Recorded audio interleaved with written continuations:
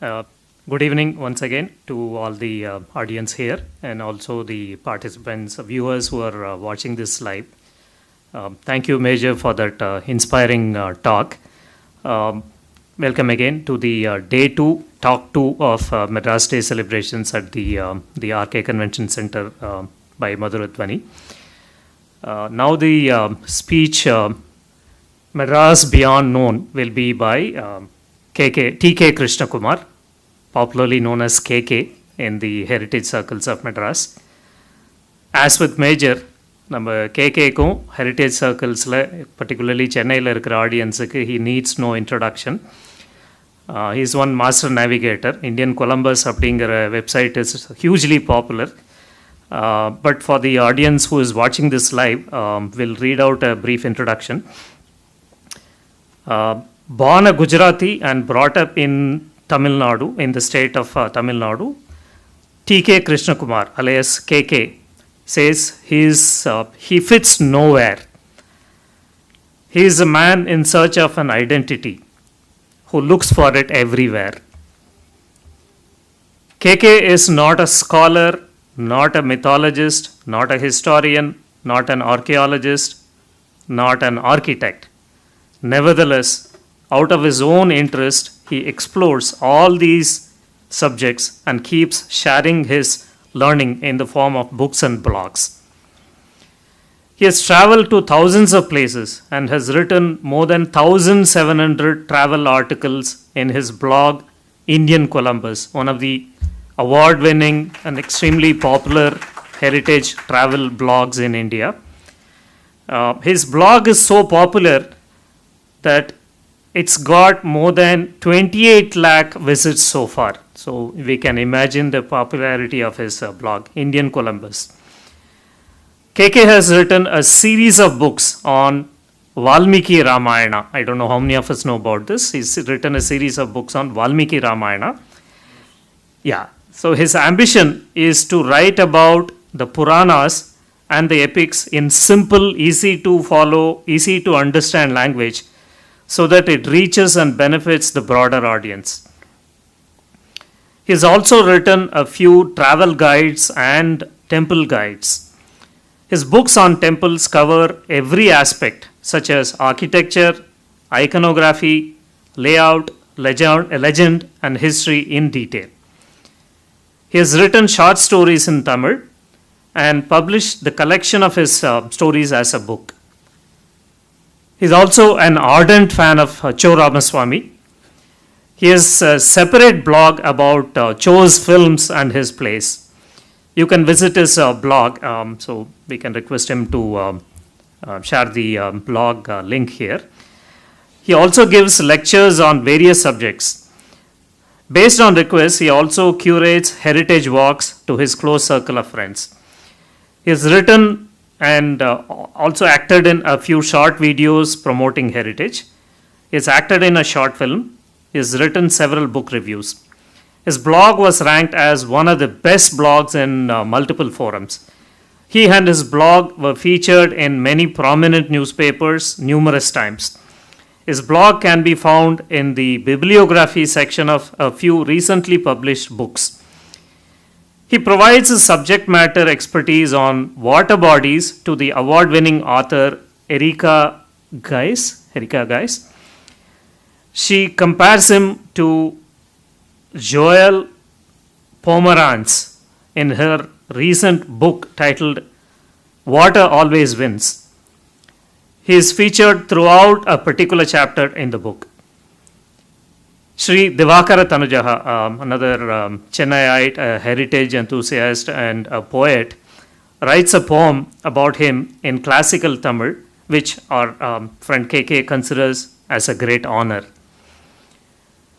His organization, Cognizant Technologies, I guess, his organization has awarded him Outstanding Service Award, Hero in Our Midst, in recognition of his blogging and heritage-related activities. And this award was given only to 25 employees among more than 3 lakh employees in his organization. So that's KK for us. Over to you, KK.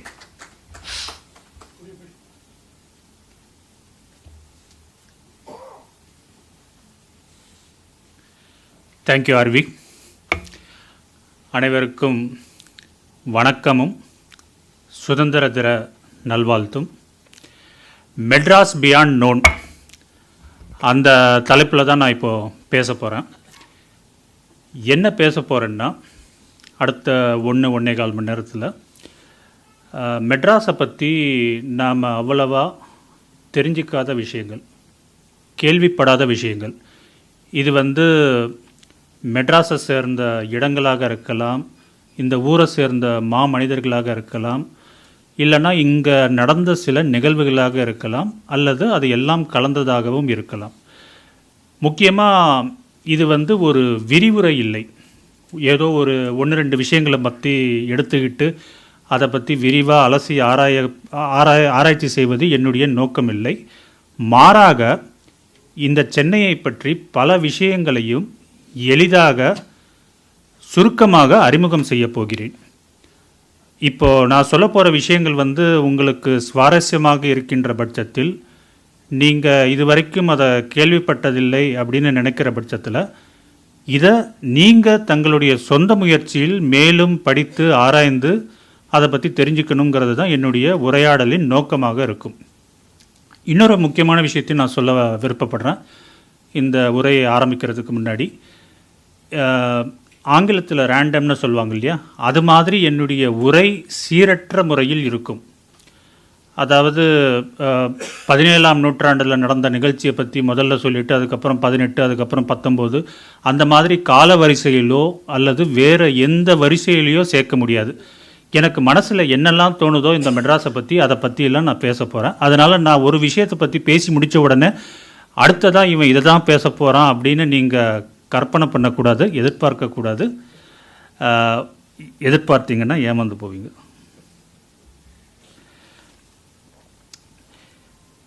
எனக்கு Broadway மாதிரி அகலமான சாலைகளில் நடக்கிறதுக்கு ரொம்பவும் அலாதி பிரியம். எவ்வளவு அகலமான சாலை! நான் சென்னையை தாண்டி போனதே இல்லை. மற்ற நகரங்களில் இந்த அளவுக்கு பெரிய சாலைகள் இருக்குமான்னு எனக்கு தெரியாது. மரங்கள் நிறைந்த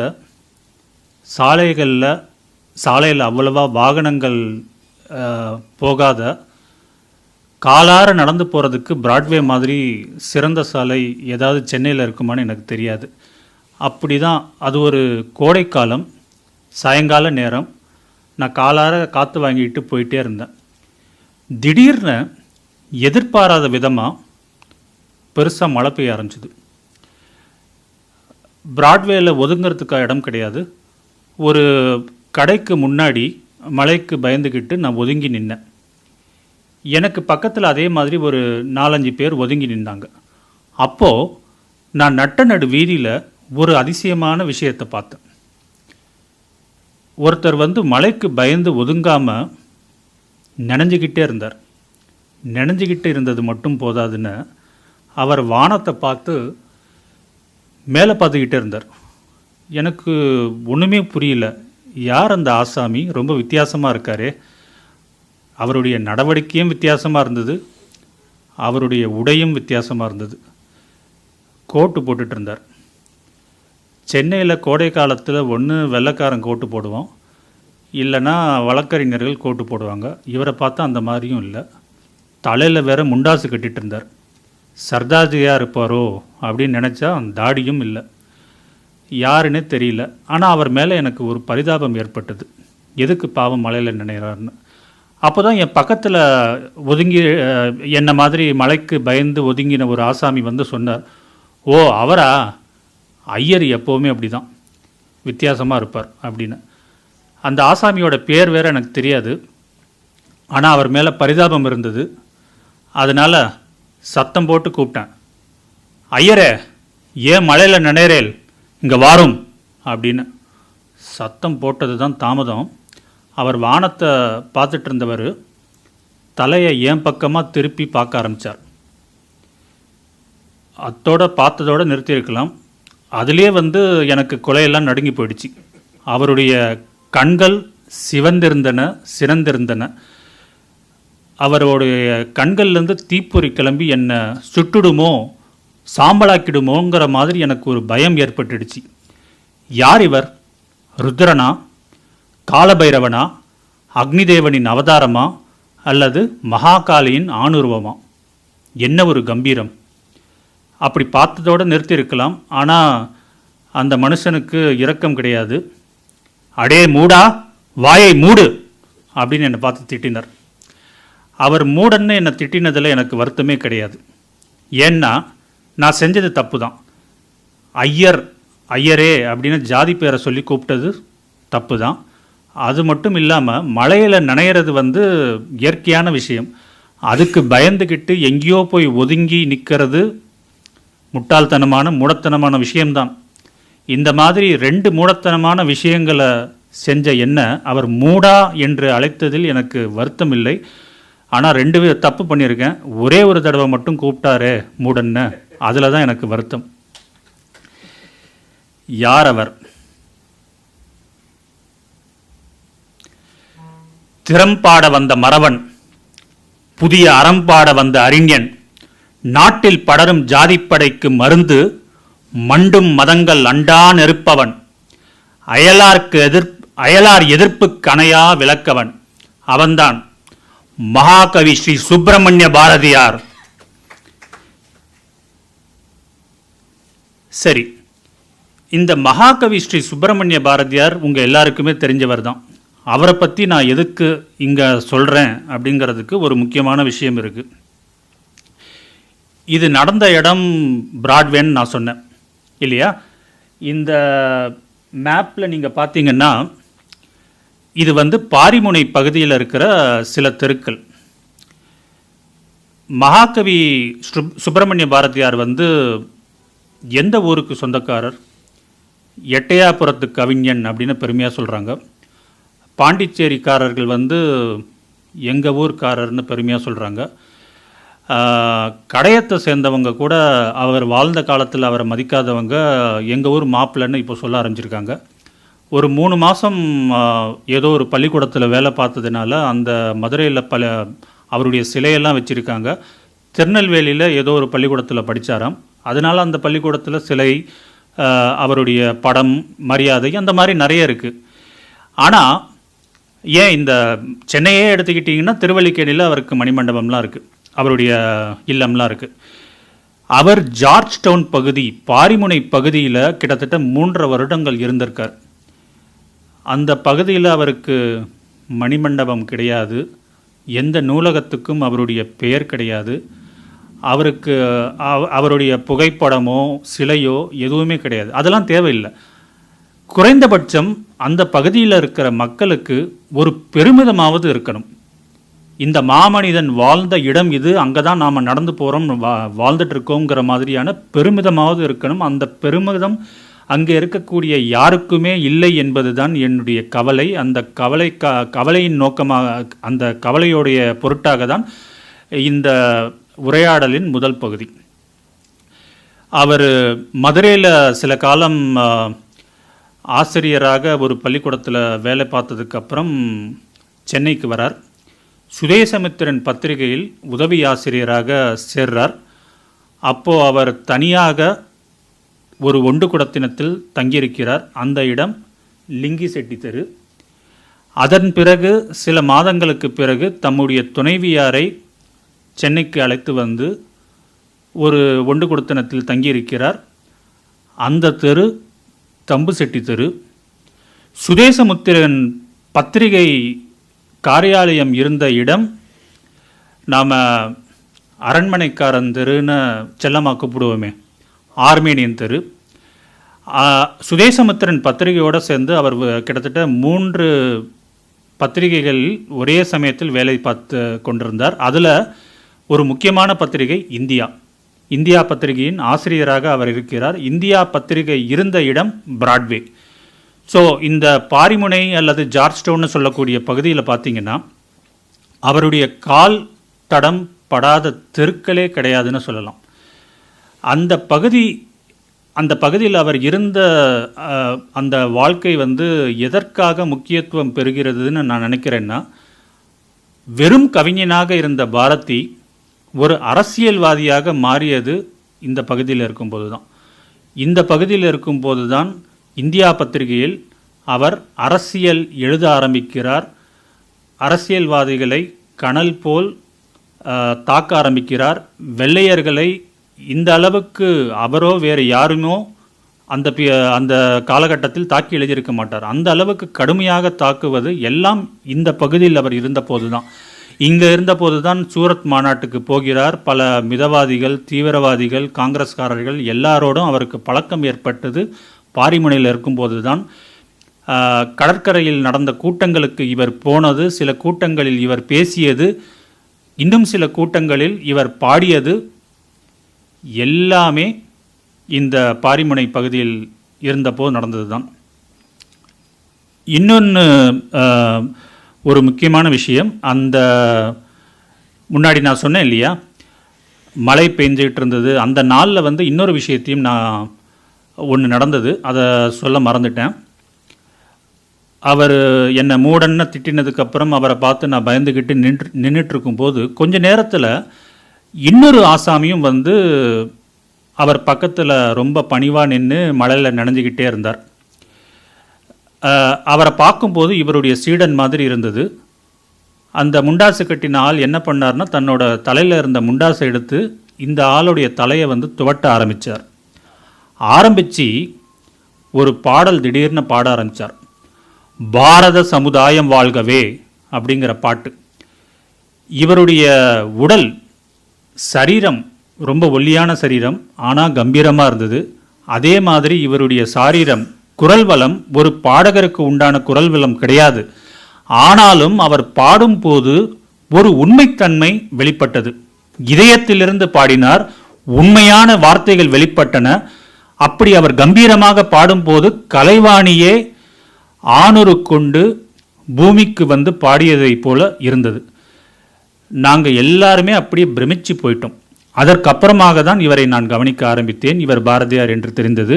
எங்கேயெல்லாம் வேலை பார்த்தார் அதெல்லாம் தெரிஞ்சது. இந்த பகுதியில் அவர் இருக்கும்போது சுதேசமித்திரன் பத்திரிகையில் அவருக்கு மேலே வேலை பார்த்துட்டு இருந்த மேலதிகாரி, ஆசிரியராக இருந்தாலும் சரி, முதலாளியாக இருந்தாலும் சரி, அவருடைய சக தொழிலாளிகளாக இருந்தாலும் சரி, அவருக்கு கீழே வேலை பார்த்துட்டு இருந்த தொழிலாளிகளாக இருந்தாலும் சரி, எல்லாரையும் சமமாக மதித்தார் என்பது பதிவு செய்யப்பட்டுள்ளது. யாராவது இவருக்கு வணக்கம் தெரிவித்தாங்கன்னா அவர் பதிலுக்கு வந்தே மாதரம் அப்படின்னு பதில் சொல்வாராம். ஆளுயர தடியை கையில் வச்சுக்கிட்டு தான் நடப்பாராம். அவருடைய அலுவலகத்துக்கு பக்கத்தில் ஒரு முஸ்லீம் அன்பர் சின்ன கடை வச்சுருந்தார். அப்பப்போ அந்த முஸ்லீம் அன்பருடைய கடைக்கு போய் இவர் கவிதைகள் வாசித்து காட்டுவார். அவர் ஒரு வாட்டி வேண்டி கேட்டு கொண்டதுக்கு இணங்க இவர் அல்லாவை பற்றி 2 நிமிடத்தில் ஒரு கவிதையை எழுதி தள்ளியிருக்கிறார். வீட்டுக்கு ரிக்ஷா வண்டியில் வர்ற வழக்கம் உண்டு. ஒரு நாள் முதல் தேதி மனைவி வீட்டில் காத்துட்டு இருந்தாங்க. இவர் சம்பளம் கொண்டு வந்தால்தான், 50 ரூபாய் சம்பளம் சுதேசமித்திரன் பத்திரிகையில், அந்த சம்பளம் கொண்டு வந்தால்தான் அடுத்த நாள் அரிசி பருப்பெல்லாம் வாங்க முடியும். ரொம்ப ஆவலாக காத்துட்டு இருந்தாங்க மனைவியார். இவர் ரிக்ஷாவில் வரும்போது ரிக்ஷாக்காரனுடைய துயரக்கதையை கேட்டு அப்படியே சம்பள பணம் 50 ரூபாயும் அங்கேயே கொடுத்துட்றார். மற்றவங்களுடைய கஷ்டத்தை கேட்டால் இவரால் தாங்க முடியாது. தன்கிட்ட பணம் இருக்கா இல்லையாங்கிறத யோசிக்க மாட்டார். இன்னும் நிறைய விஷயங்கள் இந்த இடத்துல அவர் இருக்கும்போது நடந்திருக்கு. இதெல்லாம் நான் எதுக்கு சொல்கிறேன்னா, இவர் ஒரு உண்மையான கவிஞர் மட்டும் இல்லை, உண்மையான மனிதர் கூட. காசுக்காக வாய்க்கு வந்த மாதிரி கிறுக்கி எழுதிட்டு போகிற கிறுக்கன் கிடையாது. தான் சொன்னதை, எழுதியதை நடத்தி காட்டியவர். உயர்வு தாழ்வு பாராதவர், ஜாதி மத வித்தியாசம் பார்க்காதவர். இதெல்லாம் அவருடைய நடத்தையிலே தெல்ல தெளிவாக தெரிகிறது. இன்னும் நிறைய பேருக்கு தெரியாத ஒரு விஷயம், தம்புசெட்டி தெருவில் அவர் இருக்கும்போது அவருடைய வீட்டு திண்ணையில் வாரத்துக்கு 2 நாள் பஜனை பாடல்கள் பாடுவார். பஜனை பாடல்களுக்கு பொருளும் சொல்வார். அப்படி சொல்லும்போது அதை கேட்கறதுக்குனே ஒரு பெரிய ரசிகர் கூட்டம் இருந்திருக்கு. கிட்டத்தட்ட சைனா பஜார் தெருன்னு அன்னைக்கு சொல்லிட்டு இருப்பாங்க இல்லையா, அந்த என்எஸ்சி போஸ் ரோடுன்னு இன்னைக்கு நாம் சொல்கிற தெரு வரைக்கும் கூட்டம் கூடுமா, வாகன நெரிசல் ஏற்படுமாம். அந்த அளவுக்கு கூட்டம் கூடிய அளவுக்கு இவருக்கு அந்த காலத்திலேயே ரசிகர்கள் இருந்திருக்காருங்கிறது தான் உண்மை. தம்புசெட்டி அதாவது சென்னையில் நிறைய சிவனுடைய கோவில்கள் உண்டு. நாயன்மார்களால் பாடல் பெற்ற கோவில்கள், வைணவ கோவில்கள் ஆழ்வார்களால் பாடல் பெற்றவை, மகாகவி ஸ்ரீ சுப்பிரமணிய பாரதியாரால் பாடல் பெற்ற ஒரு அம்மன் கோவில் உண்டு. அதுதான் காளிகாம்பாள் கோவில் தம்புசெட்டி தெருவில் இருக்கிறது. இந்த காளிகாம்பாள் கோவிலை பற்றி நான் சொன்னவுடன் என்னுடைய நினைவு அன்றிலிருந்து ஒரு 250 ஆண்டுகள் பின்னோக்கி போச்சு. எனக்கு காளிகாம்பாள் கோவில் ரொம்பவும் பிடிக்கும். அப்படிதான் ஒரு தடவை காளிகாம்பாள் கோவிலுக்கு நான் போயிருந்தேன். தரிசனம் பண்ணிகிட்டு இருந்தேன். பிராகாரத்தில் நின்றுட்டு இருந்தேன். நின்றுட்டு இருக்கும்போது அங்கே இருந்த பக்தர்கள் அவங்களுடைய முகத்தில் ஒரு பக்தி, பரவசம், அவங்களுடைய உடலில் ஒரு பரபரப்பு, எல்லாத்தையும் பார்த்தேன். எனக்கு என்ன காரணம்னே புரியல. கொஞ்ச நேரத்தில் எனக்கு காரணம் புரிஞ்சிருச்சு. என்னுடைய கண்கள் கூசின. ஏன்னா வானத்தில் இருக்கிற கதிரவன் தரையில் இறங்கி வந்தால் கண்கள் கூசத்தானே செய்யும். கண்கள் கூசின. என்ன ஒரு கூர்மையான கண்கள், தீப்பொறி பறக்கிற மாதிரியான கூர்மையான கண்கள், சிங்கத்தை போல நடை, இமயத்தை போல கம்பீரம். இந்த அளவுக்கு கலையான ஒரு வீரபுருஷனை நான் அதுக்கு முன்னாலும் பார்த்ததில்லை, அதற்கு பிறகும் பார்க்க போவதில்லை. இந்த பாரத தேசத்தை காக்க வந்த அந்த வீரன் யார்? மகாவீரன் யார்? வேறு யாரும் இல்லை, சத்ரபதி வீர சிவாஜி, மராட்டிய மன்னன். அந்த கோவிலில் பதிவு செய்யப்பட்ட தகவல் 3ஆம் தேதி அக்டோபர் 1677 வீர சிவாஜி இந்த கோவிலுக்கு வந்து காளிகாம்பாளை தரிசித்தார். வீர சிவாஜி சென்னையில் கால் பதித்த ஒரே இடம் இந்த கோவில்தான். சரி, மராட்டிய வீரனை பற்றி சொல்லியாச்சு. நம்ம ஊர் வீரனை பற்றி சொல்லணுமே. யாராக இருக்கும் அந்த வீரன்? இது கிட்டத்தட்ட 1928ஆம் ஆண்டு சைமன் கமிஷன், அதற்கு எதிராக இந்தியாவெங்கும் கிளர்ச்சி நடக்கிறது. நம்ம சென்னையில் சைனா பஜார் ரோடு வழியாக அந்த சைமன் கமிஷனை சேர்ந்தவர்கள் வருவார்கள் என்று ஒரு செய்தி. அதற்கு எதிர்ப்பு தெரிவிப்பதற்காக உயர்நீதிமன்றத்தில் வழக்கறிஞராக இருந்தவர், அவருடைய தலைமையில் பல தேசபக்தர்கள் கூடினாங்க. கூடி அமைதியான முறையில் ஆர்ப்பாட்டம் பண்ணிட்டு இருந்தாங்க. அப்படி பண்ணும்போது ஆங்கிலேயர்களுடைய காவலாளிகள் அதை தடுக்க முயற்சி பண்ணாங்க. ஆனால் இவங்க ஒத்துக்கலை. அதில் ஒருத்தர் கோபக்காரர் துப்பாக்கியால் சுட்டார். இவர்களில் ஒருத்தர் மாண்டு விட்டார். அந்த மாண்டவரை மீட்கக்கூட அந்த காவலாளிகள் விடலை. நீங்கள் யாராவது முன்னாடி காலை எடுத்து வச்சிங்கன்னா நான் சுட்டுடுவேன் அப்படின்னு பயமுறுத்தினாங்க. அப்போது பிற்காலத்தில் திரைப்படங்களில் சில கதாநாயகர்கள் செய்வதைப் போல அந்த ஆர்ப்பாட்டக்காரர்களுடைய தலைவர் தைரியமாக முன்னுக்கு வந்தார். தன்னுடைய சட்டை பொத்தாங்களை கலட்டி நெஞ்சை நிமிர்த்தி காட்டி, தைரியம் இருந்தால் என்னை சுடு அப்படின்னு சொன்னார். யாரும் சுடுவதற்கு முன்வரவில்லை. அந்த மாண்டு போன தேசபக்தரை மரியாதையாக அப்புறப்படுத்தி சரியான இடத்தில் வைத்து மேலும் அந்த ஆர்ப்பாட்டத்தை தொடர்ந்து நடத்தி அந்த ஆர்ப்பாட்டத்தில் வெற்றி பெற்றார். அவர்தான் பிரகாசம். அன்றிலிருந்து அவருடைய பெயர் ஆந்திரகேசரி என்று ஆனது. அந்த தெரு, பிராட்வேன்னு நான் முன்னாடி சொன்ன அந்த தெருவுடைய பேரும் இன்று வரை பிரகாசம் தெரு என்று இவரை கௌரவிக்கும் வகையில் உள்ளது. இவரே இன்னும் 2 வருஷத்துக்கு அப்புறம் இன்னொரு விஷயமும் பண்ணார். 1930. என்னென்னா, உப்பு சத்தியாகிரகம், அதாவது தண்டி யாத்திரை அப்படின்னு நாம் உச்சரிக்கிறோமே, தாண்டி யாத்திரை, அதை மகாத்மா காந்தி அவருடைய ஊரில் பண்ணும்போது தமிழ்நாட்டில் ராஜாஜி வேதாரண்யத்தில் தான் நான் பண்ணுவேன்னு அவர் அடம்பிடிச்சு போகும்போது, இல்லை சென்னையிலும் பண்ணணும் அப்படின்னு பிரகாசம் முடிவு பண்ணார்.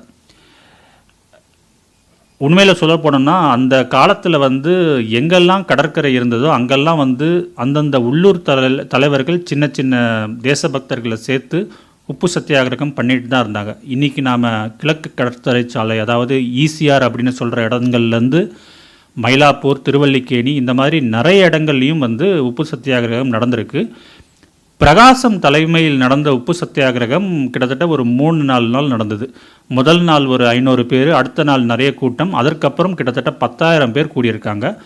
அநேகம் பேர்கள் வந்து தெலுங்கு பேசக்கூடிய மக்கள். அது 10,000 பேர் கூடின உப்பு சத்தியாகிரகம் நடந்த அன்னைக்கு வந்து காவலாளிகள் சில பெண் தியாகிகளை தாக்கியதாக செய்திகள் கூட அந்த செய்தித்தாள்களில் வந்தது உண்டு. அந்த அளவுக்கு தேசபக்தராக திகழ்ந்தவர் ஆந்திர கேசரி பிரகாசம் அவர்கள். ஒரு உபரி செய்தி என்னன்னா, அந்த உப்பு சத்தியாகிரகம் பிரகாசம் தலைமையில் நடந்த சமயத்தில் 2 பெண்மணிகள் தெலுங்கு மொழியில் பாடல்கள் பாடிக்கொண்டு மற்ற தியாகிகளுக்கு முன்னாடி போயிட்டு இருந்தாங்க. அதில் ஒருத்தர் துர்காபாய் தேஷ்முக், சுதந்திர போராட்ட தியாகி, ஆந்திர மகிழா சபாவை ஆரம்பித்தவர். இந்த விஷயம் நடக்கும்போது அவருக்கு 20-21 வயசு தான் இருக்கும். அதற்கப்புறம் அவர் மிகவும் பிரபலமான தேசத் தலைவியாக ஆனார். 2வது 5 வயதோ 6 வயதோ நிரம்பிய சிறுமி, பிரகாசத்தருடைய சகோதரர் மகள் சூரியகுமாரி. இவங்களும் பின்னாடி ரொம்பவும் பிரபலமானாங்க. மிஸ் மெட்ராஸாக ஆனாங்க, மிஸ் இந்தியாவாக ஆக முயற்சி பண்ணாங்க. கிட்டத்தட்ட 25 திரைப்படங்களில், முக்கியமாக தெலுங்கு திரைப்படங்கள், ஒரு தமிழ் படம், 1-2 குஜராத்தி, 1-2 ஆங்கில படங்கள், இத்தனை படங்களில் நடிச்சிருக்காங்க. சங்கீதத்தில் ரொம்பவும் கைத்தேர்ந்தவர், நாட்டியத்திலும் கைத்தேர்ந்தவர். நம்ம ஊரில் பிரபலமானது போதாதுன்னு அமெரிக்கா, இங்கிலாந்து போன்ற வெளிநாடுகளுக்கும் சென்று நாட்டிய நாடகம் நடத்தி பல பரிசுகள் பெற்றவர். ஆந்திர மாநிலம் முதலாவதாக, ஆந்திர மாநிலம் அதாவது பிரகாசம் வந்து ஒன்றுபட்ட மதராஸ் மாகாணத்திற்கு முதலமைச்சராகவும் இருந்தார். ஆந்திர மாநிலம் உருவானதற்கப்புறம் அதற்கு முதலமைச்சராக ஆனவர். ஆந்திர மாநிலம் உருவான போது அதற்கு உண்டான அங்கீகரிக்கப்பட்ட பாடலை, மா தெலுங்கு தலிக்கு அப்படிங்கிற பாடலை பாடியவரும் இந்த சூரியகுமாரி தான்.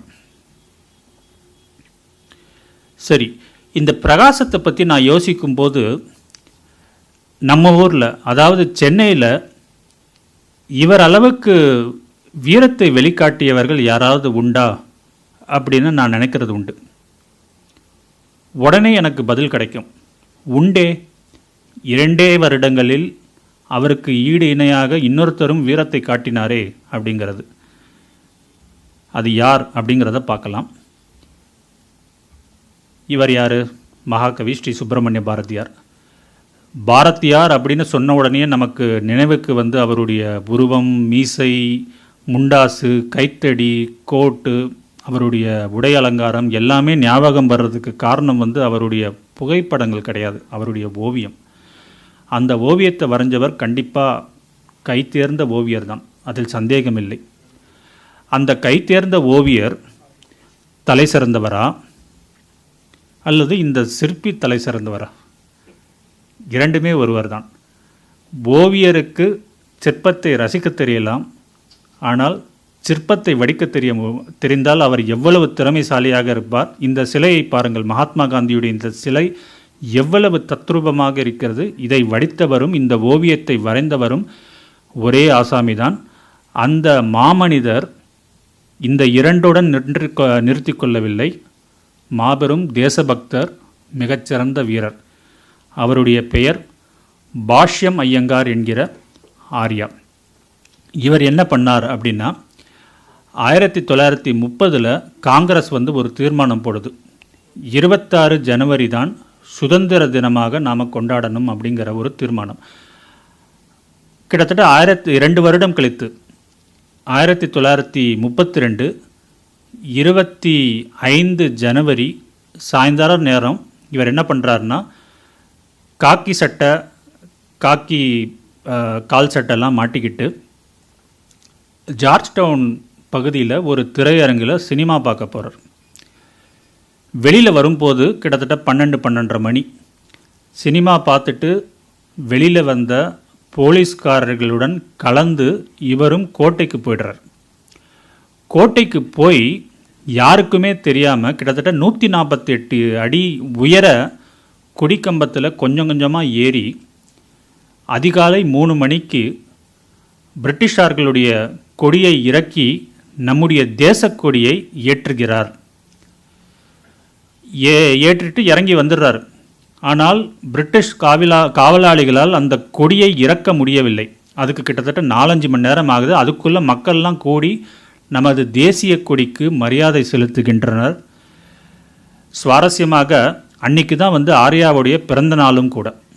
அவர்கள் மரியாதை செலுத்தியது கிட்டத்தட்ட ஆர்யாவை வாழ்த்தியதை போல இருந்தது. இந்த விஷயம் நடக்கும்போது அவருக்கு 25 வயது தான், இளைஞர். மன்னிப்பு கேட்குறியான்னு கேட்கும்போது மன்னிப்பெல்லாம் கேட்க முடியாது, இதுக்கு முன்னாடியும் நான் நிறைய வாட்டி சிறைக்கு போயிருக்கேன், இதுக்கு அப்புறமும் போகிற மாதிரி என்ன இருக்குது, நீ சிறைக்கு கூட்டிகிட்டு போகணும்னா கூட்டிகிட்டு போகணும் சொல்லி சிறைக்கு சென்றவர். அது மட்டும் இல்லை, சுதந்திரம் கிடைச்சதுக்கப்புறம் சுதந்திர போராட்ட வீரருக்கு உண்டான ஓய்வூதியம் எனக்கு தேவையில்லை என்றவர். தான் செய்த சிற்பங்கள் ஓவியங்கள்லேருந்து வர்ற சொற்ப வருமானத்திலேயே வாழ்ந்தவர். இந்த மாதிரி மாபெரும் தலைவர், தியாகி, இவரை பற்றி ஏதாவது திரைப்படம் வந்திருக்கான்னு யோசித்து பார்த்தோம்னா கிடையாது. நாம் இன்றைக்கி கூட யாரெல்லாம் சுதந்திர போராட்ட தியாகிகள்னு பள்ளிக்கூடத்தில், கல்லூரியில், மற்றபடி செய்தித்தாள்களில் படிக்கும்போது யார் யார் பேரோ இருக்குது. இவருடைய பேர் ஏதாவது ஓரத்தில் எங்கேயாவது இருந்தால் தான் உண்டு. இவருடைய வாழ்க்கையே திரைப்படமாக எடுக்கலாம். சுவாரஸ்யமான முறையில் எடுக்கக்கூடிய அளவுக்கு நிறைய விஷயங்கள் நடந்திருக்கு. நான் சொன்ன விஷயம் என்னுடைய குருநாதர் சோ ராமசாமிக்கும் தோணியிருக்கும்னு நினைக்கிறேன். வந்தே மாதரம் அப்படின்னு ஒரு நாவல் அவர் எழுதினார். பிற்காலத்தில் நாடகமாகி தூர்தர்ஷன் தொலைக்காட்சியில் சீரியலாக கூட வந்திருக்கு. அதாவது அந்த காலத்து சீரியல் 13 வாரத்தில் முடிஞ்சிடும், சுவாரஸ்யமாக இருக்கும். அதில் சீரியலாக கூட வந்திருக்கு. அந்த வந்தே மாதரம் நாடகத்தில் நடக்கிற பல விஷயங்கள், அதாவது சுதந்திர போராட்ட காலத்தில் நடந்த மாதிரியான கதை அது. அந்த கதையில் இருக்கிற நிறைய சம்பவங்கள் உண்மையான சம்பவங்கள். திரு ஆர்யா அவர்கள், சோவுடைய நண்பர், அவர் சொல்லி அதற்கேற்ற மாதிரி சோ எழுதின சம்பவங்கள். அது மட்டும் இல்லை, அதில் இருந்த ஒரு சுதந்திர போராட்ட தியாகி கதாபாத்திரத்திற்கு ஆர்யா என்றே பெயர் வைத்திருப்பார் சோ ராமசாமி. இது ஒரு உபரி தகவல். இந்த அளவுக்கு தியாகம் பண்ணின ஒரு கதாநாயகன், பாடல் பெறாத கதாநாயகன் நம்ம சென்னையில் இருக்காரே. உடனே எனக்கு இவரை மாதிரி இன்னொரு தியாகியுடைய ஞாபகமும் வந்துருச்சு. இவரை மாதிரியே அவரை பற்றியும் இன்னைக்கு நிறைய பேருக்கு தெரியல. யார் அவர்? அவர் களத்தில் இறங்கிய வீரர் இல்லை, ஆனால் தியாகத்தில் சற்றும் சளைக்காதவர். அந்த இளைஞர் பேசிக்கிட்டு இருந்ததை கேட்கும்போது என்னால் நம்பவே முடியல. என்ன ஒரு சரளமான தமிழ்! தான் மனசில் நினச்சதை அப்பட்டமாக நல்லா பேசுகிறார். அவருடைய மொழி புலமை என்னை வியக்க வைத்தது. சரி, நீங்களாம் கேட்கலாம், இதில் என்ன பெரிய விஷயம், தமிழ்நாட்டை சேர்ந்தவர், தமிழர், தமிழில் பேசுகிறது என்ன இருக்குன்னு. ஏன்னா அவருடைய தாய்மொழி குஜராத்தி. குஜராத்தி கேடாவால் இனத்தை சேர்ந்தவர் சிவசங்கர் பாண்டியா. அவர் தமிழில் மிகவும் புலமை வாய்ந்தவர். யார் அவர் அப்படின்னா, ஓரளவுக்கு வசதியான குடும்பத்தில், இன்றைக்கி நாம் சவுகார்பேட்னு சொல்கிற இடத்துல பிறந்தவர். அவர் பச்சையப்பன் பள்ளிக்கூடம், ஜார்ஜ் டவுனில் இருக்கிற பச்சையப்பன் பள்ளிக்கூடத்தில் படிச்சுட்டு, அதுக்கப்புறம் பச்சையப்பன் கல்லூரியில் படிச்சுட்டு மேற்படிப்பாக சட்டத்தை பயின்று தஞ்சாவூரில் வழக்கறிஞராக இருந்தார். அந்த காலத்தில் உங்கள் எல்லாருக்குமே தெரிஞ்சிருக்கும், வழக்கறிஞராக இருந்தால் லட்சக்கணக்கில் சம்பாதிக்கலாம். அந்த காலத்திலே லட்சக்கணக்கில் சம்பாதிக்கலாம். ஆனால் அவர் அந்த மாதிரி பொருள் ஈட்டக்கூடிய குணம் இல்லாமல் மாணவர்களுக்கு சொல்லிக் கொடுக்கணும் அப்படிங்கிற காரணத்தினால திரும்பவும் சென்னைக்கு வந்து தான் படித்த பள்ளியிலேயே ஆசிரியராக சொற்ப சம்பளத்தில் சேர்ந்து மாணவர்களுடன் தம்முடைய காலத்தை கழித்தார். அப்படி இருக்கும்போது அவருக்கு வந்து ஒரு வருத்தம் ஏற்பட்டது. என்னன்னா, மாணவர்கள் வந்து மேற்கத்திய நாகரிகத்தில் மோகம் கொள்கின்றனர். நம்ம தேசத்துடைய கலாச்சாரம், பண்பாடு, பாரம்பரியம் இதை பற்றி தெரிஞ்சுக்கணுங்கிற விருப்பமும் இல்லை. அவங்கள தெரிவிக்கிறதுக்கு உண்டான வசதியும் யாரும் செய்து கொடுக்கவில்லை. இதை ஏன் நாம் வந்து ஒரு சேவையாக செய்யக்கூடாது அப்படிங்கிற எண்ணம் வந்து அவருக்கு தோணுது. அதற்காக பலவிதமான முயற்சிகளையும் அவர் செய்கிறார். முதலில் கேசில் ஆஃப் டிலிஜென்ஸ் அப்படிங்கிற தலைப்பில் அவர் வந்து வாரந்தோறும் ஒரு சொற்பொழிவு, நம்பவே முடியாது, வாரம் ஒரு சொற்பொழிவு, ஒரு தனி மனிதர் 6 வருடங்கள், கிட்டத்தட்ட 6.5 வருடங்கள் பச்சையப்பன் கல்லூரியில் நடத்துகிறார். கிட்டத்தட்ட 2000 2500 மாணவர்கள் தொடர்ந்து அவருடைய சொற்பொழிவை கேட்பாங்க. அதில் இந்த பாரத தேசத்தின் பண்பாடு, கலாச்சாரம், இந்த மாதிரியான நிறைய நல்ல விஷயங்களை பற்றி அவர் போதிச்சுட்டு இருந்திருக்கார். அந்த சொற்பொழிவுகளுக்கு கேஷல் ஆஃப் டிலிஜென்ஸ்னு இவர் பேர் வச்சிருக்கார். இவர் வந்து பேசியது தமிழில் மட்டும் கிடையாது, தமிழ், தெலுங்கு, குஜராத்தி, ஆங்கிலம், இந்த மாதிரி 4 மொழிகளிலும் நன்றாக பேசக்கூடிய வல்லமை படைத்தவர். சொற்பொழிவுகளும் மாற்றி மாற்றி எல்லா மொழிகளிலும் இருந்தது. அது மட்டும் இல்லை, 1886 ஆரிய தர்ம வித்யாசாலா என்ற நிறுவனத்தையும், அதற்கு அடுத்த ஒரு வருடத்தில் ஹிந்து ட்ராக்ட் சொசைட்டி என்ற நிறுவனத்தையும் ஆரம்பித்தார். 1889 ஹிந்து தியாலஜிக்கல் ஸ்கூல் என்ற பள்ளியை ஆரம்பித்தார். அதற்கு காரணம் என்னென்னா, இன்றைக்கும் பிரபலமாக இருக்கக்கூடிய, பல வருடங்களாக சென்னையில் இருக்கக்கூடிய ஒரு குறிப்பிட்ட கல்வி நிறுவனத்தில் நடந்த சில அசம்பாவிதமான விஷயங்கள் இவருடைய மனதை மிகவும் புண்படுத்தியது. நம்ம நாட்டுக்கு, நம்ம கலாச்சாரத்துக்கு உகந்ததாக இல்லையே, இதை நாம் தடுக்கணும்னா நாம் என்ன செய்யணும், நாமளே ஒரு பள்ளி நிறுவனத்தை தொடங்கணும் அப்படிங்கிறதுனால தான் இவர் தொடங்கினார். இவர் வந்து வசதியான குடும்பத்தை சேர்ந்தவர் தான், ஆனால் பெரும் செல்வர் கிடையாது. ஒரே ஒரு வீடு தான், 2-3 வீடெல்லாம் கிடையாது. இவர் வழக்கறிஞராகவும் பொருள் ஈட்டலை. தாம் குடியிருந்த வீட்டை விற்று அந்த காசில் நிலத்தை வாங்கி அதற்கு மேலும் கட்டடம் கட்டுறதுக்காக இவருடைய நண்பர்கள்கிட்டேருந்து நிதியுதவி வாங்கி தங்கசாலை தெருவில் ஆரம்பிக்கப்பட்ட பள்ளி தான் ஹிந்து தியாலஜிக்கல் ஸ்கூல். இதில் 10 வருட காலம் வந்து இவர் தலைமை ஆசிரியராக இருக்கிறார். அதில் 2 முக்கியமான விஷயங்கள். ஒன்று வந்து, மகாத்மா காந்தி மகாத்மா ஆவதற்கு முன்பாக சென்னைக்கு வரும்போது இந்த பள்ளிக்கூடத்துக்கு வந்து பார்த்துட்டு போயிருக்கார், மாணவர்களோட கலந்துரையாடி இருக்கார். நானும் ஒரு குஜராத்தி, இந்த குஜராத்தி ஆரம்பித்த பள்ளிக்கூடத்திற்கு வருவதற்கு நான் பெருமைப்படுகிறேன்லாம் பேசியிருக்கார். அதுலேருந்து ஒரு 6 மாதத்துக்கு அப்புறம் யார் இந்த பள்ளிக்கூடத்திற்கு வந்திருக்காங்கன்னா, சுவாமி விவேகானந்தா. கிட்டத்தட்ட காந்தி, விவேகானந்தா இந்த மாதிரி 2 பேர் வந்து இந்த பள்ளிக்கூடத்துக்கு வந்திருக்காங்க. இன்றைக்கி இந்த பள்ளிக்கூடம் எங்கே இருக்குது, என்ன ஏதுன்னு கூட நிறைய பேருக்கு தெரியாது. இதுதான் அந்த பள்ளிக்கூடத்தின் இப்போ இருக்கிற கட்டடம். பழைய கட்டிடம் வந்து ரொம்ப கம்பீரமாக இருக்கும். கிட்டத்தட்ட ஒரு 25-30 வருஷத்துக்கு முன்னாடி இந்த மாதிரி இடித்து கட்டிட்டாங்க. அந்த பழைய கட்டிடம் என் கண் முன்னால், என் மனசில் இருக்குது, ஆனால் என்னுடைய புகைப்படத்தில் இல்லை. இந்த பள்ளி ஒரு 1-2 உபரி செய்திகள். இந்த பள்ளியில் சிவசங்கர் பாண்டியா அவர்கள் மட்டும் இல்லை, அதற்கு அப்புறமும் வேலை பார்த்த நிறைய தலைமை ஆசிரியர்கள் வந்து ரொம்பவும் புகழ் வாய்ந்தவர்கள், நிறைய நல்ல காரியங்களை பண்ணியிருக்காங்க. அதில் ஒருத்தர் வந்து குறிச்சி ரங்கசாமி ஐயங்காருங்கிறவர். இவர் வந்து 1918 அந்த ஜார்ஜ் டவுன் பகுதியில் இருக்கிற ஏழை மக்கள் நிறைய பேர் அவங்களுடைய பசங்களை வந்து இந்த பள்ளிக்கூடத்துக்கு அனுப்புறதில்லை, எந்த பள்ளிக்கூடத்துக்குமே அனுப்புறதில்லை. ஏன்னா அவங்க வந்து ஏழ்மையில் இருக்காங்க. அப்படியே பள்ளிக்கூடத்துக்கு வர்ற சில ஏழை மாணவர்கள் மத்தியானம் பட்டினி கிடக்கிறாங்க, சாப்பிட்றதுக்கு எதுவும் இல்லை. அது அவருடைய மனதை மிகவும் பாதித்தது. அதனால் இந்த பள்ளிக்கூடத்திலேயே ஒரு சமையல் அறையை ஆரம்பித்து மாணவர்களுக்கு சமைத்து தருகிறார். நீங்கள் என்ன பேர் வேணால் சொல்லிக்கலாம், மதிய உணவு, சத்துணவு, பகலுணவு, ஏதாவது சொல்லுங்கள். இந்த விஷயத்தை ஆரம்பித்தது குறிச்சி ரங்கசாமி ஐயங்கார் ஹிந்து தியாலஜிக்கல் பள்ளியில் 1918. அதற்கப்புறம் 44லேருந்து 70 வரைக்கும் பாலகிருஷ்ண ஜோஷி என்பவர் இந்த பள்ளியின் முதல்வராக இருக்கிறார். இவரும் குஜராத்தி கேடாவால் இனத்தைச் சேர்ந்தவர். இங்கே இருக்கிற சில பெரியவர்களுக்கு தெரிஞ்சிருக்கும், பாலகிருஷ்ண ஜோஷியை பற்றி கண்டிப்பாக கேள்விப்பட்டிருப்பீங்க. அந்த காலகட்டத்தில் சென்னையில் இருந்த ஒரு ஆகச் சிறந்த கல்வியாளர்னால் எல்லாருக்குமே முதல்ல இவருடைய நினைவு தான் வரும். அதிர்ந்து பேசாதவர், எளிமையானவர், ஆங்கில புலமை ரொம்பவும் அதிகம்.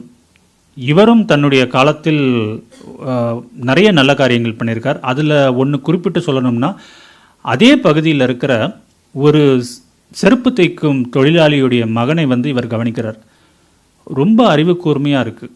உடனே இவர் என்ன பண்ணுறார், தன்னுடைய செலவில் அந்த பையனுக்கு படிப்பு சொல்லிக் கொடுத்து தன்னுடைய பள்ளியிலேயே சேர்த்து கொள்கிறார். அந்த அளவுக்கு கருணை மிக்கவர் பாலகிருஷ்ண ஜோஷி. காஞ்சி மகான், காஞ்சி பெரியவர். இவருக்கு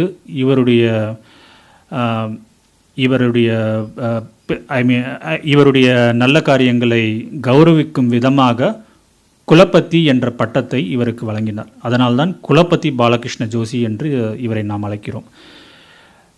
வீரர்களை பற்றி பேசியாகிவிட்டது. பள்ளியில், அதாவது கல்வியை பொறுத்தவரை இந்த தளத்தில் தியாகம் செய்தவர்களை பற்றி பேசியாகிவிட்டது. அடுத்தது, இதே மாதிரி வேறு யாராவது தியாகி இருப்பாங்களா அப்படின்னு நான் நினைக்கும்போது எனக்கு இன்னொருத்தரை பற்றி நினைக்காமல் இருக்க முடியல. இன்றைக்கி நாம் பேசிகிட்டு இருக்கிற இந்த இடம் மயிலாப்பூர். கொஞ்சம் தூரத்தில் போனீங்கன்னா டாக்டர் ரங்கா ரோடு அப்படின்னு ஒரு தெரு இருக்கும். அதோட உண்மையான பேர் ரங்காச்சாரி, டாக்டர் ரங்காச்சாரி ரோடு. சாரியை எடுத்துட்டாங்க, இப்போது வெறும் ரங்காவாக இருக்குது. யார் அந்த ரங்கான்னு அங்கே தெருவில் போயிட்டுருக்கிற மக்களுக்கு யோசிக்கிறதுக்கு கூட நேரம் இல்லாத அளவுக்கு ரொம்பவும் வாகன நெரிசல் அதிகமாக இருக்கிற தெருவாக மாறிவிட்டது. இந்த டாக்டர் ரங்காச்சாரியோட சிலையை நீங்கள் எங்கே பார்க்கலாம்னா, சென்ட்ரல் ரயில் நிலையத்துக்கு எதிரில் ஒரு ஹாஸ்பிட்டல் இருக்குது, ஜிஹெச் கவர்மெண்ட் ஹாஸ்பிட்டல், அரசினர் மருத்துவமனை. அதற்கு வெளியிலே இவருடைய சிலை இருக்குது. அந்த சிலையில் இருக்கிற ஒரு விஷயத்தை எத்தனை பேர் கவனிச்சிருப்பீங்கன்னு தெரியாது. அந்த சிலையே எத்தனை பேர் கவனிச்சிருப்பீங்கன்னு தெரியாது. அவருடைய கையில் ஸ்டெத்தஸ்கோப் இருக்கும். கை பின்னாடி கட்டிகிட்டு இருப்பார், ஸ்டெத்தஸ்கோப் இருக்கும். அது மட்டும் இல்லை, கீழே 2 பெண்கள் இருப்பாங்க. 2 பேருமே நோயாளிகள். இந்த மகாவிஷ்ணுவுக்கு 10 அவதாரம் இல்லை 25 அவதாரம்னு சில புராணங்கள்லாம் சொல்லுது. அது என்னமோ எனக்கு தெரியாது.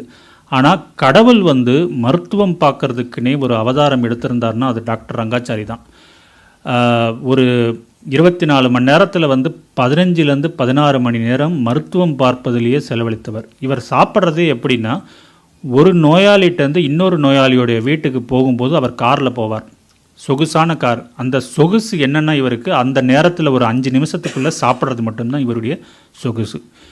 நோயாளிகள் நிறைய நோயாளிகளை நாம் பார்க்கணும், அவர்களுடைய மருத்துவ தேவைகளை தீர்க்கணுங்கிற ஒரே காரணத்துக்காக அந்த காலத்திலேயே குட்டி விமானத்தை வாங்கியவர்.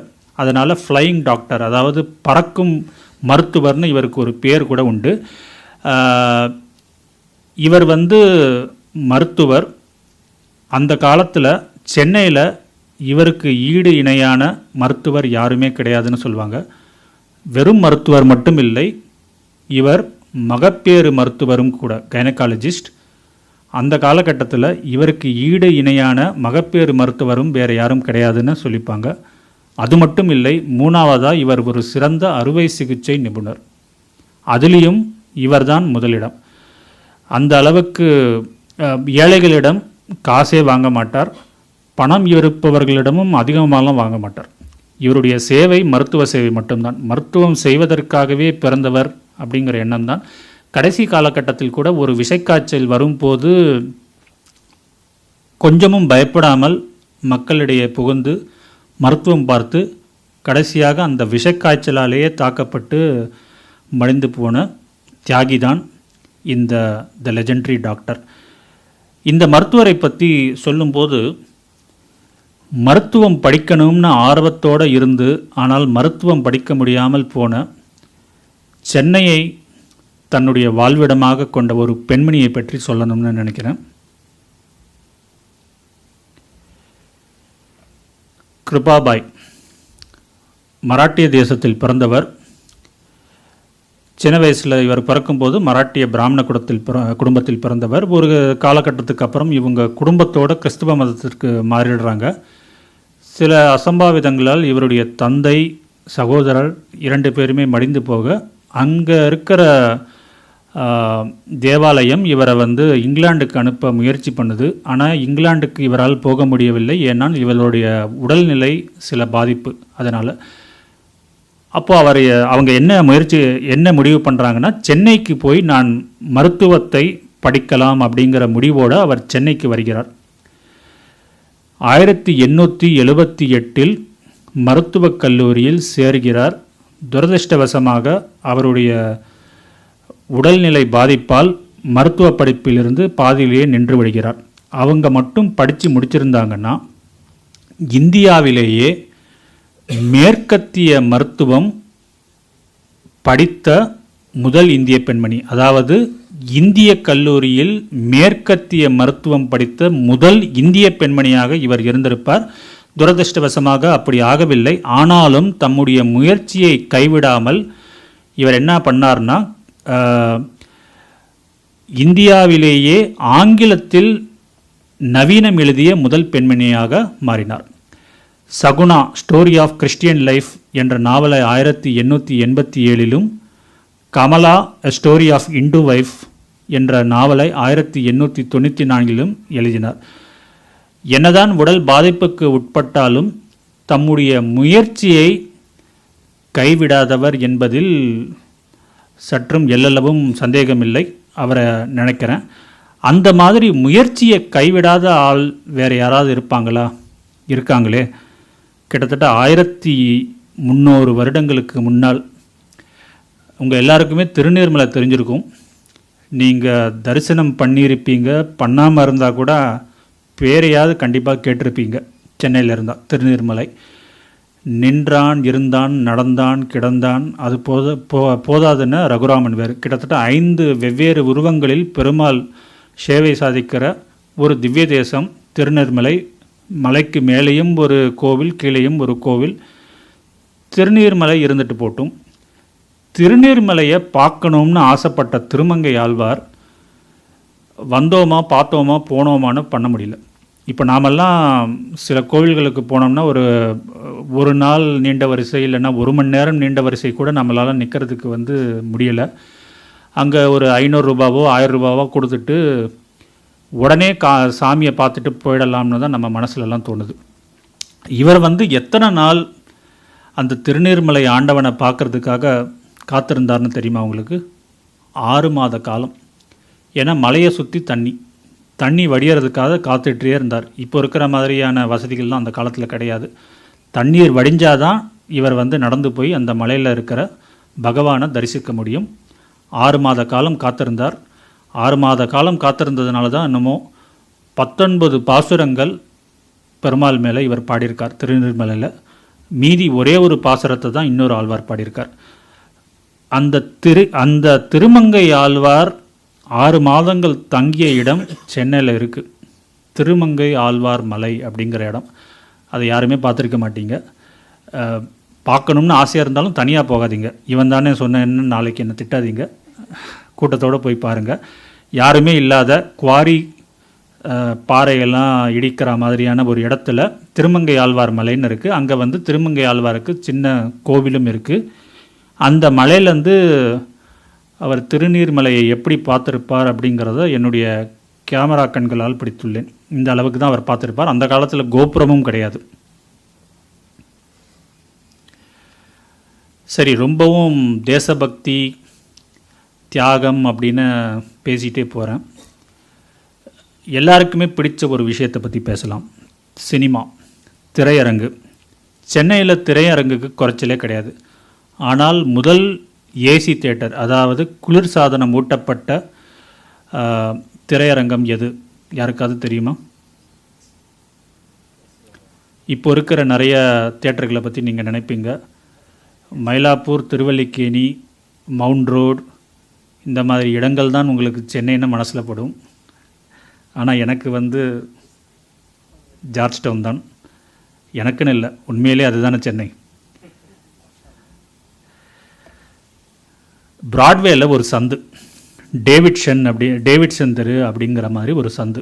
அதில் 1916 ஒரு கிடங்குக்கு மேலே ஒரு ஆங்கிலேயர் ஒரு சின்ன தியேட்டரை வந்து ஆரம்பித்தார். நேஷ்னல் சினிமா தியேட்டர்னு பேர் வச்சார். தென்னகத்திலேயே முதல் தளத்தில் ஆரம்பிக்கப்பட்ட முதல் திரையரங்கம் இதுதான். பகல் காட்சி, நூன் ஷோன்னு சொல்லுவோம் இல்லையா, பகல் காட்சி முதலில் ஆரம்பிக்கப்பட்ட தியேட்டரும் சென்னையில் இதுதான்.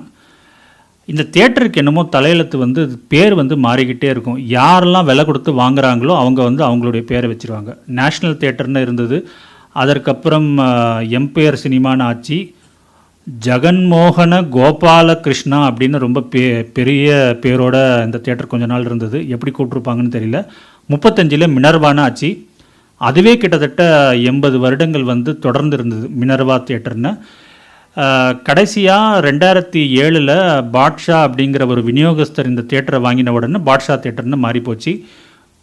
கொரோனா வரைக்கும் இந்த தியேட்டர் இருந்தது. 100 ஆண்டுகளை கடந்தும் கொரோனாவில் செத்து போச்சு. இப்போ இந்த தியேட்டர் இல்லை. இதில் ஒரு வித்தியாசமான விஷயம் என்னென்னா, நான் ஏற்கனவே சொன்ன மாதிரி 1949 இந்த தியேட்டர் வந்து குளிர்சாதனம் ஊட்டப்பட்டது. அதுதான் வந்து சென்னையில் மட்டும் இல்லை, மெட்ராஸ் பிரசிடென்சியில் மட்டும் இல்லை, என்டையர் சவுத் இந்தியா, அதாவது தென்னாட்டிலேயே முதல் ஏசி தியேட்டர் இதுதான். இதில் அந்த காலத்தில் 40கள் 50கள் இல்லைன்னா 30கள் அந்த காலகட்டத்தில் பார்த்திங்கன்னா மேல்நாட்டு பெண்கள் தான் வந்து அதிகமாக இந்த திரையரங்குக்கு போவாங்களாம்.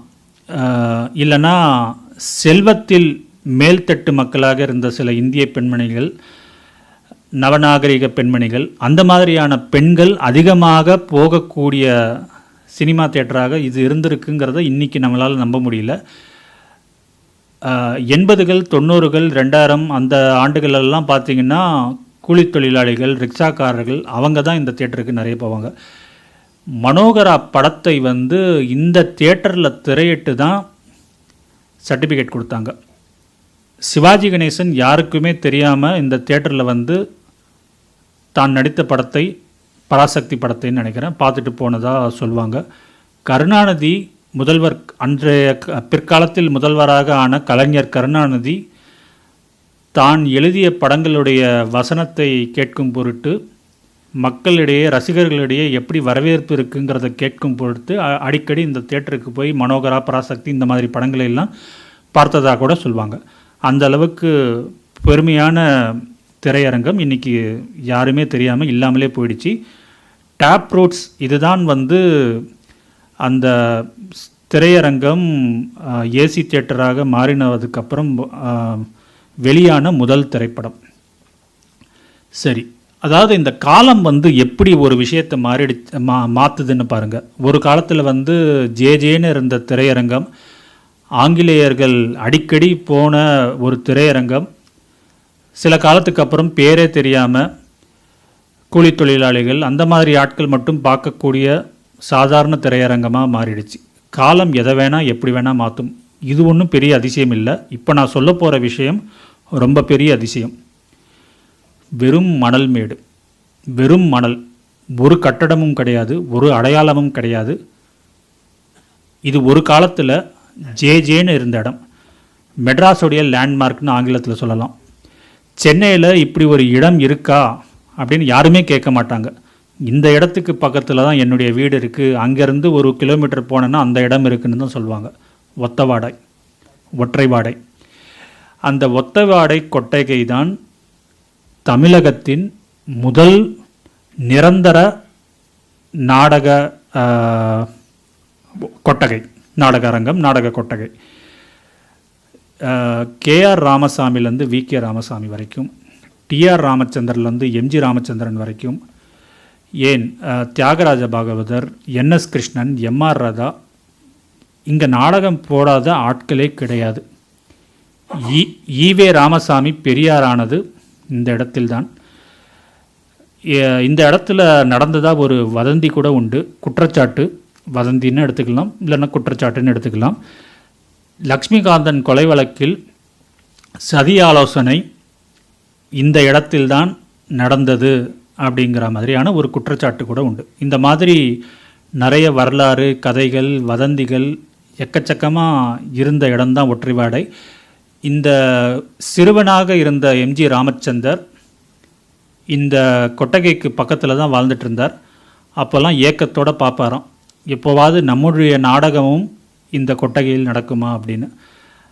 வரலாறு எப்படி இந்த கொட்டகை வந்து ஜேஜேன்னு இருந்த இடம் இந்த மாதிரி ஆகிவிட்டதோ, இன்றைக்கி அதே மாதிரி யாருக்குமே தெரியாமல் இருந்த எம்ஜி ராமச்சந்திரர் புரட்சித் தலைவர் எம்ஜி ராமச்சந்திரனாக முதல்வராக மாறினார். அதுதான் வரலாறு.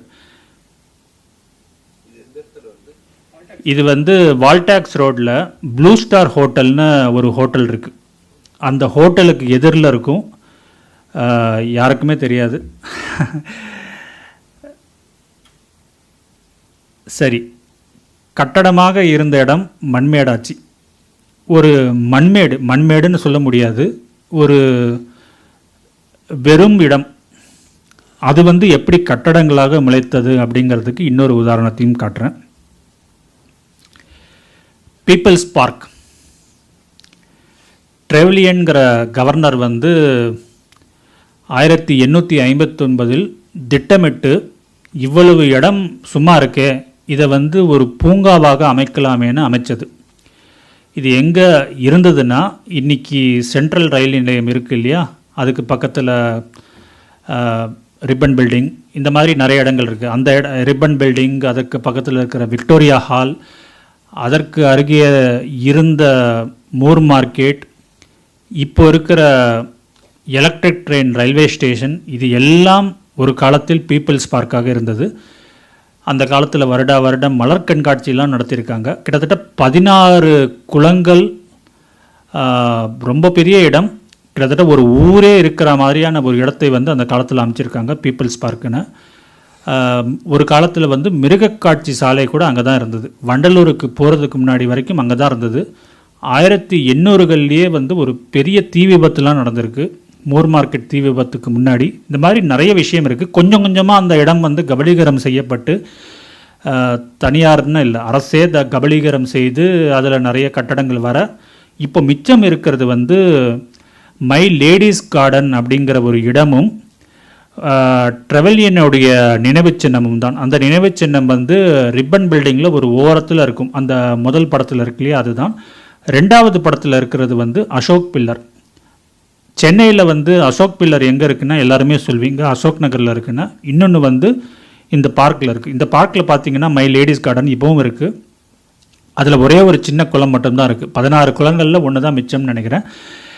இதில் பழைய படங்களில் 70-80களில் நீங்கள் பார்த்தீங்கன்னா பழைய படங்களில் வந்து இந்த பூங்காவை நிறைய காட்டியிருப்பாங்க. இப்போவும் கூட இந்த பூங்காவில் வந்து நிறைய சிலைகள், ஆங்கிலேயர் காலத்து உடை அணியாத நிறைய சிலைகள் எல்லாம் இந்த பூங்காவில் பார்க்கலாம்.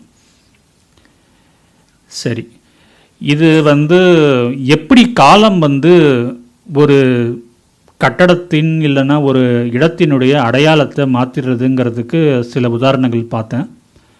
இது இப்போ இந்த 200-300 வருடம் இல்லை, ஆயிரக்கணக்கான வருடங்களுக்கு முன்னாடி எப்படி இருந்த நான் இப்படி ஆயிட்டேன் அப்படிங்கிற மாதிரியான ஒரு உதாரணத்தை தான் அடுத்ததாக நான் காட்ட போகிறேன். சென்னையில் எத்தனை பேர் இந்த கோவிலை பார்த்துருப்பீங்கன்னு எனக்கு தெரியாது.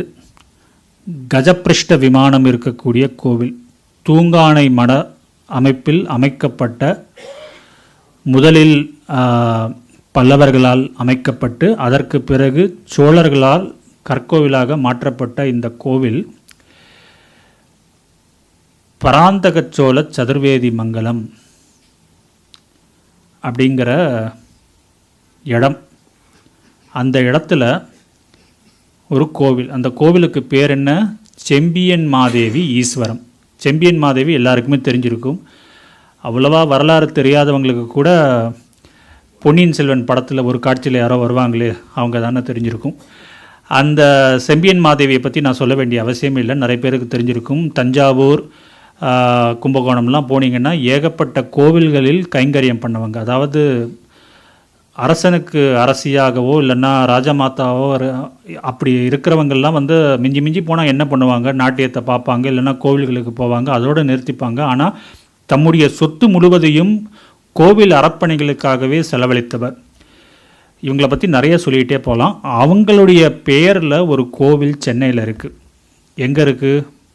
பராந்தகச்சோழ சதுர்வேதி மங்கலம். அது எங்கே இருக்குது? கொரட்டூரில் இருக்குது. கொரட்டூரில் தான் இந்த கோவில் இருக்குது. அந்த கோவிலில் வந்து ஒரு உபரி செய்தி, ஒரு வித்தியாசமான விஷயம் வருடா வருடம் நடக்குது. ஆருத்ரா தரிசனம் அன்னைக்கு வந்து நடராஜர் வந்து நடனம் ஆடுவார், வீதி உலா வருவார் எல்லா கோவில்லையும், இந்த கோவில்லையும் தான். ஆனால் இந்த கோவிலுக்கு பின்னாடியே சம்புவராயர் காலத்து கிட்டத்தட்ட 13ஆம் ஒரு 300 வருஷம் இதை விட புதிய கோவில், ஒரு லக்ஷ்மி நாராயணனுடைய கோவில் இருக்குது. அந்த நடராஜர் என்ன பண்ணுவார்னா, ஆருத்ரா தரிசனம் அன்னைக்கு இங்கேருந்து கிளம்பி அந்த பெருமாள் கோவிலுக்கு முன்னாடி போய் நிற்பார். பெருமாள் வந்து அங்கேருந்து வெளியில் வந்து நிற்பார். 2 பேரும் எதிரில் பார்த்துப்பாங்க. அங்கேருந்து மாலை மரியாதை பழங்கள் அதெல்லாம் வந்து இங்கே போகும், அதற்கு பதில் மரியாதை அங்கேருந்து இங்கே போகும். அதுக்கப்புறம் பெருமாள் வந்து டாட்டா காமிச்சிக்கிட்டு கோவிலில் போனதுக்கப்புறம் தான் இந்த நடராஜர் வந்து வீதி உலா வருவார். அந்த மாதிரி ஒரு வித்தியாசமான நடைமுறை சென்னையில் நடந்துகிட்ருக்கு வருஷா வருஷம். அந்த பெருமாள் கோவிலுக்கும் சிவன் கோவிலுக்கும் ஒரே குலம்தான். ஒரே குலத்தை 2 கோவில்களும் பங்கிட்டு கொள்கின்றன. அதுவும் வந்து வித்தியாசமான விஷயம். ஒரே குலத்தை 2 கோவில்கள் பங்கிட்டு கொள்வது இங்கே மட்டுமா? இல்லையே, இன்னொரு இடமும் இருக்கே சென்னையில். அந்த கோவிலை பற்றியும் பார்க்கலாம். அந்த ஒரே குலம் மட்டும் கிடையாது, ஒரே ரதம் கூட. அது என்ன கோவில்? இந்த கோவிலை பற்றி கொஞ்சம் வருத்தமாக தான். இதுக்கு முன்னாடி நான் சொன்ன விஷயத்தெல்லாம் வந்து ரொம்ப உற்சாகமாக சொன்னேன். இந்த கோவிலை பற்றி சொல்லும்போது ரொம்ப வருத்தமாக தான் சொல்ல வேண்டியிருக்கு. ஏன்னா அறிமுகம் இல்லாத இடம்னு இதை பற்றி நான் சொல்ல வேண்டியிருக்கே அப்படிங்கிறது தான். இன்றைக்கி பாரிமுனை பகுதி, சவுகார்பேட் பகுதியிலெல்லாம் வந்து நீங்கள் போனீங்கன்னா உங்களால் கார் ஓட்டுறது என்ன, சைக்கிள் ஓட்டுறது கூட ரொம்ப கஷ்டம். நடந்து போகிறதெல்லாம் வந்து ஒருத்தர் மேலே இன்னொருத்தர் நடந்து போனால் தான் உண்டு. நீங்கள் எங்கேயாவது காலார அமர்ந்து நல்லா காற்று வாங்கணும், ஏன் படுத்து உருளணும்னா கூட பாரிமுனையில் இருக்கிற ஒரே இடம் இந்த கோவில் தான். சென்னகேசவா சென்ன மல்லிகேஸ்வரா கோவில். கோவிலில் வந்து காக்கா இருக்க மாட்டாங்க, தவறி பட்டர் மட்டும் இருப்பாங்க. சரி, இந்த கோவிலுக்கு ஏன் அந்த அளவுக்கு நான் முக்கியத்துவம் கொடுக்குறேன்னா, வெங்கடப்ப நாயக்கர் யார்? ஃப்ரான்சிஸ் டேக்கு நம்ம ஊரை வந்து தத்து கொடுத்தவர். அவருடைய அப்பாவுடைய பேர் சென்னப்ப நாயக்கர். அந்த சென்னப்ப நாயக்கர் ஒரு காலத்தில் இந்த சென்னைன்னு நாம் சொல்கிற பகுதிக்கு அதிபதியாக இருந்த காலத்திலேயே இருந்த கோவில் தான் சென்னகேசவன். சென்னகேசவன் சென்னப்ப நாயக்கன் ஊருக்கு பேரும் சென்னப்பட்டணம்னு வந்ததற்கு இந்த காரணங்கள் தான் இருக்க வேண்டும். இன்னைக்கு உயர்நீதிமன்றம் இருந்த இடத்தில் சென்னகேசவன் கோவில் இருந்தது. பிரெஞ்சு படையெடுப்புக்கு பிறகு அந்த இடத்தில் எந்த கட்டடமுமே இருக்கக்கூடாது என்று முடிவு செய்த ஆங்கிலேய அரசு எல்லா கட்டடங்களையும் இடிக்கும்போது சென்னகேசவன் கோவிலையும் இடித்து விட்டார்கள்.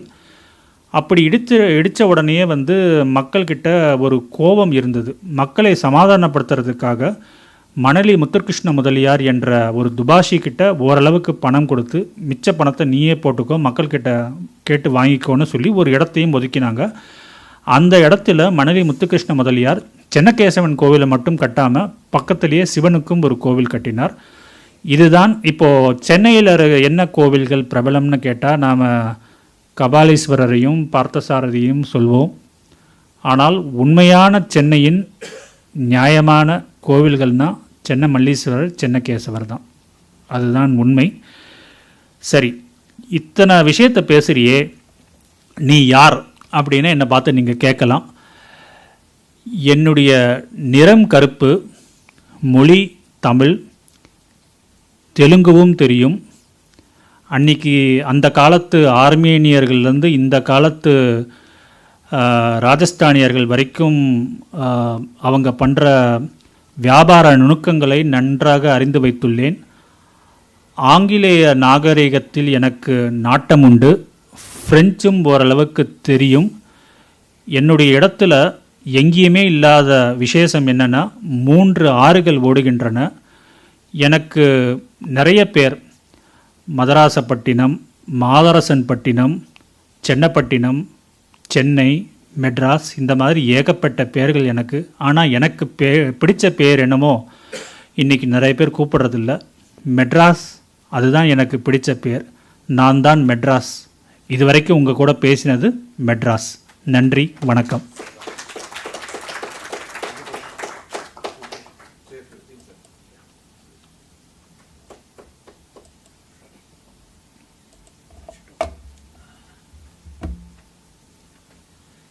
ஒரு first person account of Madras தான் கதையை சொன்னார்.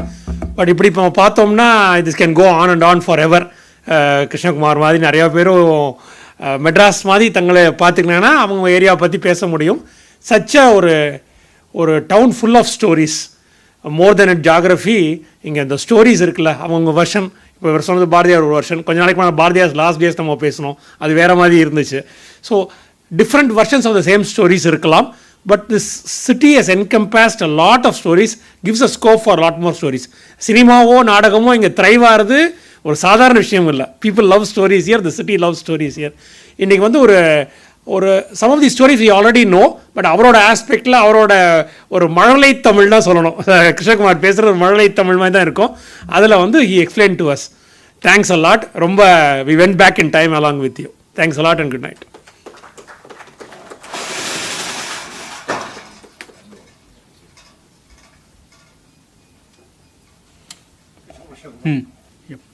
Be that come bright or light எடுத்துட்டு வாங்க. Yeah, we also come. You also. Good.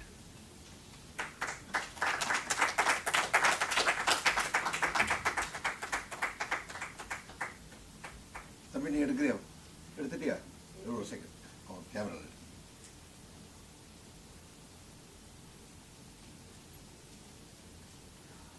கதை சொன்னதுதான் ரொம்ப பிரமாதமா இருக்கு. இது ஆடியோ புக்கு படிக்கிற அப்படி இருந்தது. I know that's why you write story so very well. Really enjoyed it. ரொம்ப எக்ஸைட்டட். எப்படி கரெக்ட் பிரமாதமா இருக்கு. Thank you.